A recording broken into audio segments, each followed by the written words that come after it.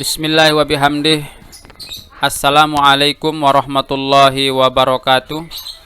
Alhamdulillah wassalatu wassalamu ala sayyidina Muhammadin Rasulillah wa ala alihi wa sahbihi wa man tabi'a hudah ila yaumil qiyamah, amma ba'du. Teman-teman yang dirahmati Allah, pada kesempatan kali ini kita akan melanjutkan pembahasan marfu'atul asma yang ketujuh, isim-isim yang dirofakkan atau isim-isim marfu bagian yang ketujuh. Dan ini adalah bagian yang terakhir. Di sini namanya itu adalah at-tawabi'u. At-tawabi' ini artinya pengikut, karena biasanya dia mengikuti matbu'nya ya.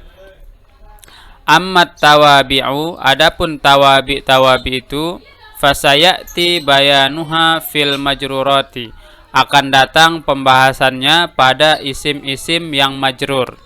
Jadi ada isim yang marfu seperti yang kita bahas, banyaknya ada 7, dan ada isim nanti yang mansub, dan ada juga isim yang mahfud atau majrur. Nah, tawabi ini dia ada di isim-isim yang marfu, ada juga pada isim-isim yang mansub, dan ada juga pada isim-isim yang majrur. Sehingga di sini penulis kitab ini memilih untuk mendetailkan penjelasan tawabi itu pada isim-isim yang majrur. Nah, sebagai gambaran di awal, at-tawabi ini dia terbagi menjadi 4. Ada namanya an-na'tu, na'at atau sifat. Ada namanya al-atfu, ataf itu ya. Kemudian yang ketiga ada namanya taukid, dan yang keempat ada namanya badal. Nah, inilah yang disebut dengan tawabi. Penjelasan lebih rincinya insyaallah akan kita bahas sesuai dengan yang dimaksudkan oleh pengarang kitab ini, akan dibahas lebih jelas dan lebih rinci nanti di al-majrurat atau isim-isim yang majrur. Nah, pada kesempatan ini kita akan meringkas ya daripada isim-isim yang marfu ya. Jadi di situ isim-isim yang marfu itu ada 7. Yang pertama adalah fa'il. Fa'il ini secara sederhana dia adalah pelaku atau subjek kalau dalam bahasa Indonesia. Fa'il ini sendiri terbagi dia menjadi 2. Ada namanya fa'il yang zohir, yang mana pelakunya ini terdiri dari isim zohir, seperti misalnya nama orang, nama benda, kemudian nama hewan, nama tumbuhan, dan seterusnya. Jadi jelas orangnya itu namanya isim zohir. Contohnya di sini adalah qala Muhammadun, berkata Muhammad. Siapa di sini yang berkata? Ya Muhammad. Muhammad itu adalah nama orang. Nah, kata Muhammadun ini adalah fa'il yang terdiri dari isim zohir. Kemudian fa'il juga ada yang terdiri dari isim dhamir. Contohnya di sini sa'altu. Sa'altu di sini artinya aku bertanya. Siapa yang bertanya? Aku. Nah, aku itu namanya adalah isim dhamir atau kata ganti. Kata ganti dari isim zohir. Karena kata aku itu pasti kembali kepada seseorang yang bertanya. Misalnya aku itu namanya Ahmad, berarti kata aku di situ kembali kepada Ahmad. Atau aku ini misalnya namanya adalah Muhammad, maka kata aku kembali kepada Muhammad. Jadi ada tempat kembalinya, itu namanya isim dhamir. Maka kata tu ini dia berkedudukan sebagai fa'il, yang dimana fa'ilnya di sini terdiri dari isim dhamir. Selanjutnya, marfu'atul asma yang kedua adalah naibul fa'il. Naibul fa'il ini artinya adalah pengganti fa'il. Ya. Contohnya di sini su'ilan nabiyyu. Su'ilan nabiyyu, kata an-nabiyyu di sini adalah naibul fa'il. Kenapa? Karena datang setelah fi'il madi majhul.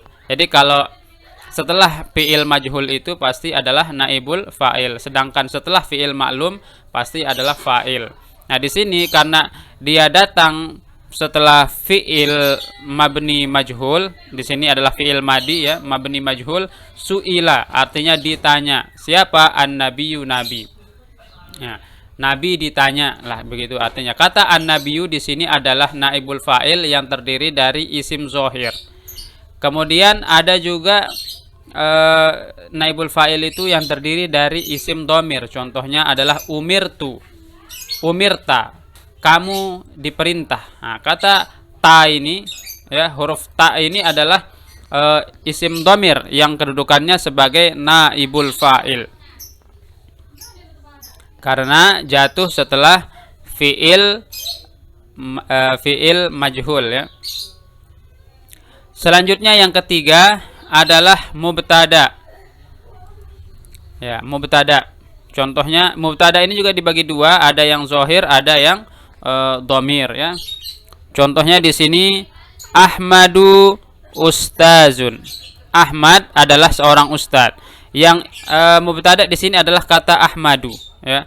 Ahmadu ini kedudukannya sebagai mubtada dan dia marfu. Tanda rofaknya di sini adalah dhammah karena Ahmadu ini isim mufrad.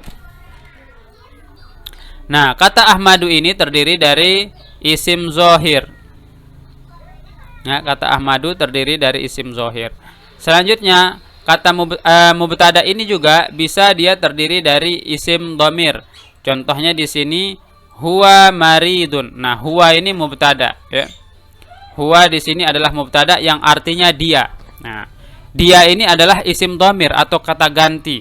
Kata ganti dari isim zahir karena huwa dia itu pasti kembali kepada nama orang. Misalnya di sini huwa maridun, dia sakit. Dia itu siapa? Kalau yang dimaksudkan di situ Ahmad, maka huwa ini kembali ke Ahmad. Dia Ahmad sakit. Kalau misalnya yang sakit itu adalah Abdullah misalnya, maka huwa ini kembali kepada Abdullah. Jadi huwa ini kata ganti dalam bahasa Arab disebut dhamir. Nah, mubtada itu bisa juga terdiri dari dhamir. Contohnya huwa maridun anta muslimun, kamu seorang muslim. Selanjutnya al-marfu'at yang keempat atau isim marfu yang nomor 4 itu adalah khobar. Khobar ini selalu bergandengan dengan mubtada. Nah, kalau khobar ini dia terbagi juga menjadi dua. Ada namanya khobar mufrad. Contohnya al-waladu mujtahidun. Ya. Di sini kata mujtahidun dia adalah khobar mufrad karena terdiri dari satu kata, bukan terdiri dari dua kata atau lebih. Bukan juga terdiri dari jar majrur atau dzaraf mazruf, maka dia disebut dengan khobar mufrad. Selanjutnya di sini adalah khobar gairu mufrad. Nah, khobar gairu mufrad itu kebalikan dari khobar mufrad. Khobar gairu mufrad ini terbagi menjadi 4. Yang pertama di sini adalah jumlah mubtada wal khabar, ya, terdiri dari jumlah ismiyah. Itu. Contohnya Ali abuhu ghaniyun. Ali bapaknya kaya. Nah, kata abuhu ghaniyun ini adalah jumlah ismiyah yang terdiri dari mubtada khobar yang nantinya akan menjadi khobar dari lafaz Ali. Yang kedua adalah jumlatul fi'li wal fa'il, terdiri dari jumlah fi'il fa'il atau disebut juga dengan jumlah fi'liyah. Contohnya di sini adalah al-maridu yad'ufu badanuhu. Orang sakit itu badannya lemah. Nah, kata yad'ufu badanuhu ini terdiri dari fi'il fa'il yang mana nanti jumlah fi'il fa'il ini akan menjadi khobar dari mubtada al-maridu. Selanjutnya khobar mubtada juga terdiri dari al-jar wal majrur, jar majrur. Contohnya di sini abuka fil masjid. Nah, kata fil masjidi ini adalah jar majrur. Fi huruf jar, al masjidi majrurun bi fi. Nah, jumlah jar majrur ini nanti akan menempati posisi khobar mubtada ya. Menempati posisi khobar mubtada. Makanya namanya khobar syibhul jumlah. Yang terakhir adalah az-zarfu. Ya, zarf. Keterangan tempat atau keterangan waktu. Contohnya di sini al-ustazu amamal baiti. Ustadz itu di depan rumah. Kata amamal baiti ini adalah jumlah zarf mazrub. Sehingga nanti dia ini amama mubtada amama mudhaf al baiti mudhafun ilaih. Jumlahnya nanti akan menjadi khobar mubtada dari al ustazu. Nah, marfu'atul asma yang kelima itu yang seperti yang sudah kita bahas sebelumnya adalah isim kana. Isim kana ini ada dua, ada yang zahir, ada yang dhamir. Contoh yang zahir, wa kanallahu azizan. Mana isimnya? Isimnya di sini adalah Allahu yang marfu ya. Kana Allahu. Kata Allahu ini adalah terdiri dari isim zahir.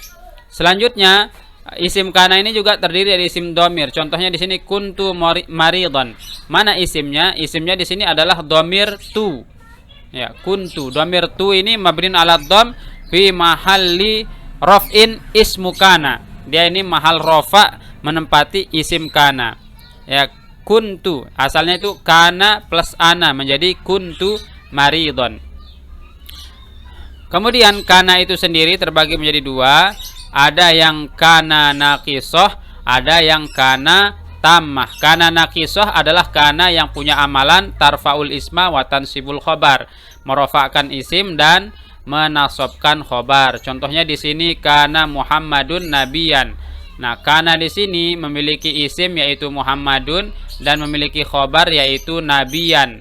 Muhammadun di sini rofa karena isim kana, nabiyan di sini mansub karena khobar kana.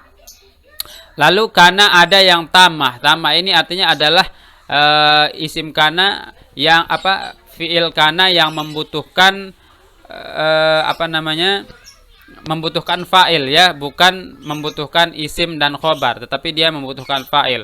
Contohnya di sini kana kaifa kana aqibatul mukazzibin. Di sini kata aqibatu kedudukannya sebagai fa'il dari kana.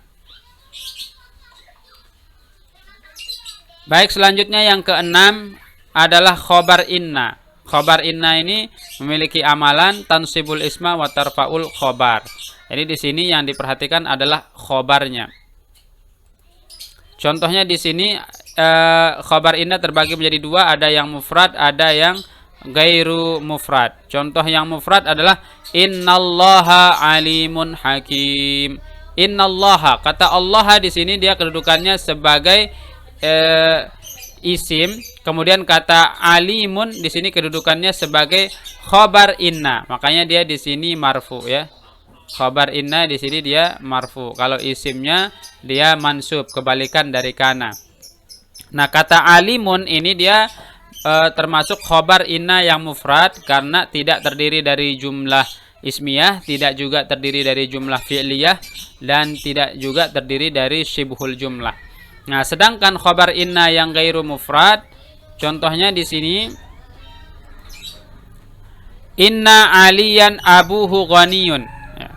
Inna aliyan abuhu ghaniyun. Sesungguhnya Ali bapaknya itu kaya.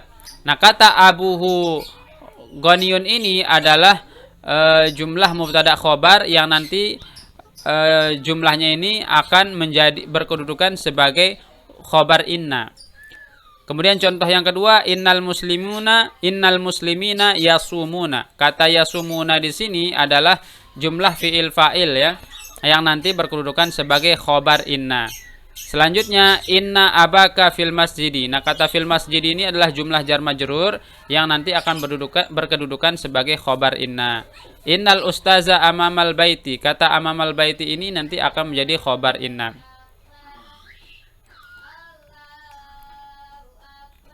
Selanjutnya yang terakhir yang tadi kita bahas terakhir ya, yaitu adalah at-tawabi. Ya, tawabi ini artinya pengikut. Jadi kalau man'utnya rofa, maka na'atnya juga nanti rofa. Di sini sudah terbagi menjadi 4, yaitu ada na'tun, atfun, taukidun, dan badal. Na'at, ataf, taukid, dan badal. Contoh na'at di sini adalah ja'al waladul mujtahidu. Nah, kata al-mujtahidu ini adalah na'at atau sifat dari al-waladu. Telah datang anak yang rajin itu. Nah, yang rajin itu ini sifat dari al-waladu. Al-waladu ini disebut man'ut, sedangkan al-mujtahidu ini disebut dia dengan na'at atau sifat. Kemudian tawabi yang kedua namanya ataf. Ya. Contohnya di sini Ja'a Aliyun wa Hasanun. Telah datang Ali dan Hasan. Nah, Hasan ini di sini dia sebagai ataf. Huruf wawunya ini disebut dengan waw harfu atfin ya. Huruf ataf yang menyambungkan antara Ali dengan Hasan. Maka kalau di sini Ali dia marfu, maka Hasan di sini juga dia marfu karena dia harus mengikuti kata Aliyun. Selanjutnya di sini adalah taukidun, taukid. Taukid itu artinya yang menguatkan atau yang meyakinkan. Contohnya di sini ja'al amiru nafsuhu.